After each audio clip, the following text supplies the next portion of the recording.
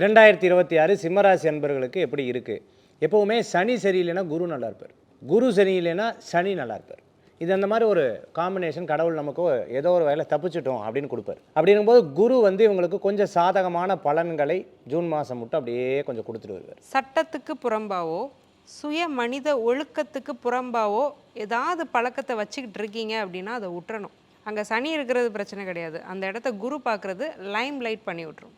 8ஆம் இடத்துக்கு சுப கிரக தொடர்புகள் இருக்கும்போது செய்யக்கூடிய தப்புகள் வெளியில் வந்துடும், பட் மாட்டாமல் தப்பிச்சிருவோம். அந்த சிம்மராசிக்கு 2026 ஒரு பலமான ஒரு ஆண்டாக தான் அமையும். ஆனால் சிம்மராசிக்கு அஷ்டமத்து சனி பலமாக வேலை செய்யுது அப்படின்னா அங்கே சிம்ம ராசியில் அந்த சனியோட நட்சத்திரம் பூசமாக அனுசமாக உத்திரட்டாது இல்லைங்கிறத விட்டு நம்ம பயப்பட வேண்டியது இல்லை அப்படிங்கிறத நான் என்னுடைய கருத்து. சிம்ம ராசிக்கு அஷ்டம சனின்னு நிறைய பேர் நம்ம ஜோசியர் எல்லாம் நாங்கள்லாம் சொல்லி தூக்கம் போயிடுச்சு. ஆக்சுவலாக சிம்ம ராசிக்கு சனி நல்லா இருந்தால் வேலை செய்யாது. இப்போ கெட்டு போயிருக்கிறனால நிறைய நல்லது நடக்கும். அஷ்டமத்தில் இருக்கக்கூடிய சிம்ம ராசிக்காரங்க தான் நிறைய பேர் வீடு வாசல்லாம் வாங்குறாங்க. ஸோ அவ்வளோ நல்ல காலகட்டம். சிம்மத்துக்கு ப்ராப்ளமே வண்டியில தான் வரும். இயற்கையான டேட்ஸ், பாதாம், பிஸ்தா, கேஷு அண்ட் ஹனி கொண்டு தயாரிக்கப்பட்ட lion date nut bites. Lion date nut bytes.